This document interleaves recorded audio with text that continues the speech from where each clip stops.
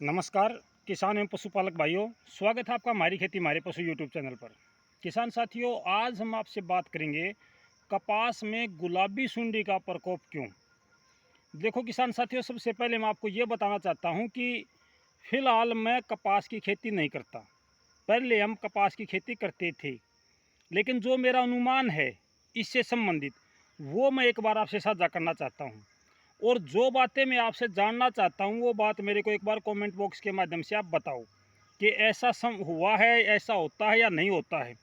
क्योंकि जो भी समस्या होती है पहले हम उसका ब्लड टेस्ट करते हैं, एक्सरा उतारते हैं।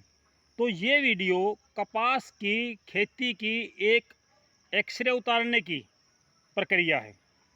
सबसे पहली बात मैं आपको बताना चाहता हूँ किसान साथियों, आज किसान बीटी कॉटन की जो कपास है, जो बीटी कॉटन है, उसकी वजह से बर्बाद होने के कगार पर है। इसका मुख्य कारण क्या रहता है? आप सबको पता है कि बीटी कॉटन का जो बीज बनता है वो हरियाणा पंजाब में नहीं बनता किसान साथियों, ये गुजरात में बनता है। गुजरात की भौगोलिक परिस्थिति और हरियाणा की भौगोलिक परिस्थिति में काफ़ी अंतर है। इसका मुख्य कारण क्या है, किस वजह से ये समस्या आती है? एक बात इसमें मैं और भी कहना चाहता हूँ किसान साथियों, कपास के लिए पश्चिमी हवा सबसे उपयुक्त होती है, धान के लिए पूर्वी हवा सबसे उपयुक्त होती है।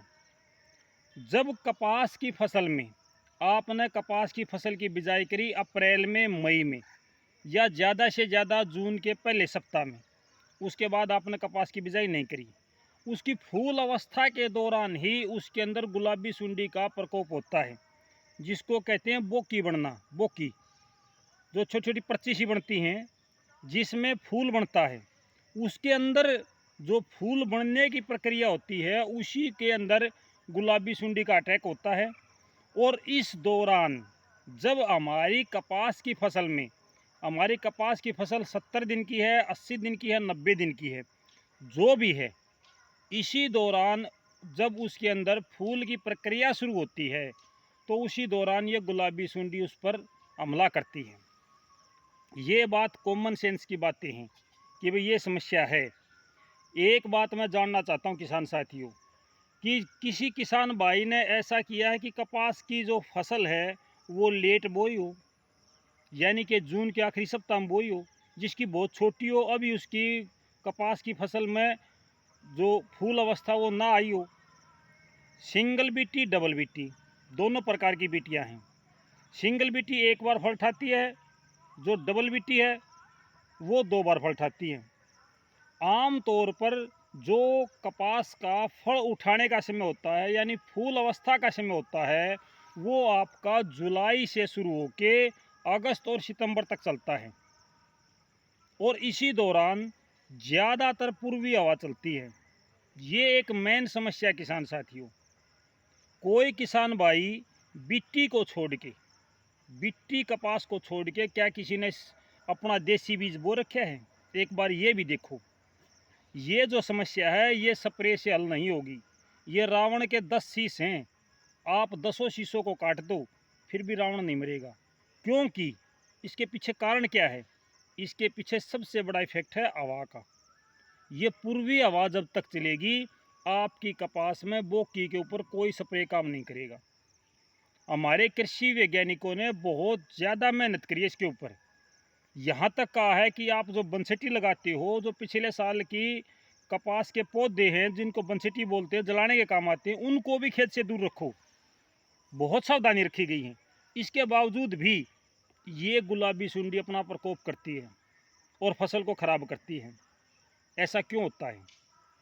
ना ये ज़मीन से आती, ना आसमान से गिरती, ये हवा में आती है, हवा में पनपती है। ये जब से बीटी कॉटन लगानी शुरू करी है तब से गुलाबी सुंडी ने कैर ढाना शुरू कराया है। बीटी कॉटन में जो बीज होता है उसी में बहुत ज़्यादा जहर होता है।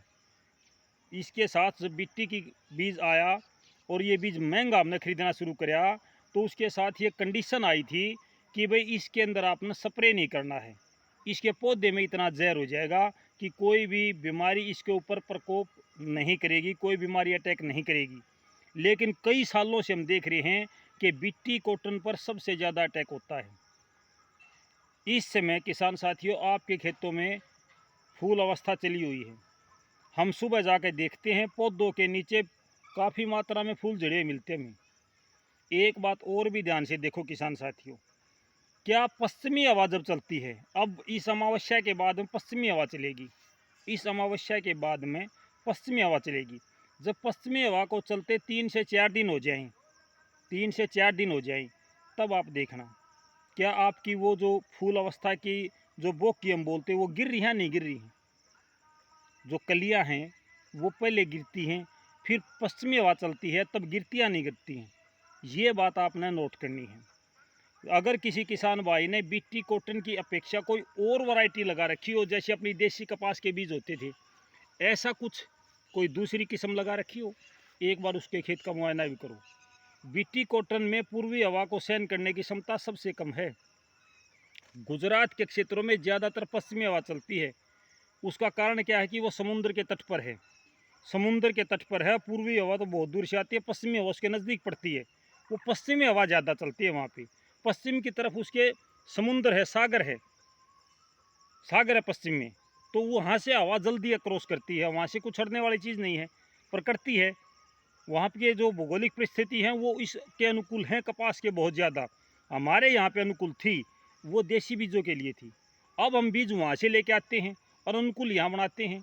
जिस प्रकार से जो गिर नस्ल की गाय है वो हमारे एनसीआर के एरिए में या मैं कहूँ कि यूपी के एरिए में वो सेट नहीं होती हैं। वो जहाँ पे हैं गिर राजस्थान के एरिए में वहीं सेट होती हैं, हमारे यहाँ क्यों नहीं होती? क्योंकि उसकी भौगोलिक परिस्थिति हमारे यहाँ अनुकूल नहीं है, इसलिए सेट नहीं होती। मुर्रा नस्ल यहाँ पे जो सेट होती है हरियाणा में, वो तमिलनाडु में नहीं होती, क्योंकि वहाँ भौगोलिक परिस्थितियाँ इसके अनुकूल नहीं है। तो मैं ये कहना चाहता हूँ कि जो बीज बनाया है हरियाणा में, इस बीज की केवल मार्केटिंग और पैकिंग होती है, तैयार नहीं होता, तैयार नहीं होता। ये जब पूर्वी हवा चलती है तो इसके अंदर गुलाबी सुंडी का प्रकोप बढ़ता है। और किसान साथियों, कोई भी किसान भाई कितने भी स्प्रे मार लो, जब तक पूर्वी हवा चलेगी तब तक ये वो कीपुड़ियाँ नहीं रुकेंगी, ये गिरेंगी, ये गुलाबी सुंडी का प्रकोप चलेगा। आप एक बार मेरे को ये बता दो कि किसी किसान भाई ने दूसरी वैरायटी लगाई हो और उसके अंदर भी ये समस्या आई हो, और पश्चिमी हवा जब चलती है, पिछले साल भी तो पश्चिमी हवा चली थी, ये जो बोकी हैं ये कब ठीक ठाक लगती है, किस महीने में लगती हैं, इस प्रकार से मुझे थोड़ी सी जानकारी साझा करो मेरे साथ में, तब मैं आपकी गुलाबी सुंडी के ऊपर ये बता सकता हूँ कि भाई ये समस्या इस प्रकार से हल हो सकती है, अदरवाइज़ नहीं होगी। जो मेरा अनुमान है, जो मैंने आपको बताया, ये अनुमान है मेरा। मैंने आपको पहले बताया कि आजकल हम कपास की खेती नहीं करते, हम करते थे 98-99 सन 1998-99 तक हमने कपास की खेती करी। उस दौरान गुलाबी सुंडी का प्रकोप नहीं था और ना ये हाइब्रिड बीज थे, केवल अपने हरियाणा के HAU के बीजों का हम प्रयोग करते थे और वही बीज हमारे पास होते थे। अब जो बीज आए हैं वो हाइब्रिड बीज आए हैं, उसके बारे में मुझे ज़्यादा जानकारी नहीं है, लेकिन इतना ज़रूर है कि मेरे किसान भाई गुलाबी सुंडी से परेशान हैं। और मेरे को जो दिमाग में एक आइडिया आया कि ये पूर्वी हवा जब तक चलती है तब तक किसान भाइयों को नुकसान होता है। धान के लिए पूर्वी हवा अच्छी होती है, अगर पूर्वी हवा चलती है तो कपास को नुकसान होता है। अगर पश्चिमी हवा चलेगी तो याद रखना आपके धान में पत्ता लपेट तीसरे दिन दिखाई देनी शुरू हो जाएगी। 3 से 5 दिन अगर पश्चिमी हवा चलती है तो धान में पत्ता लपेट सबसे पहले आती है। तो ये अलग अलग प्रकार की हैं। तो जब तक पूर्वी हवा चल रही है तब तक कपास के खेत में बोक की गिरने की यानी कि गुलाबी सुंडी का प्रकोप जारी रहेगा 15 जुलाई से लेकर के और पूरा अगस्त, और जब तक पश्चिमी हवा ना चले जब तक आपकी कपास में बोक की गिरने की समस्या रहती है।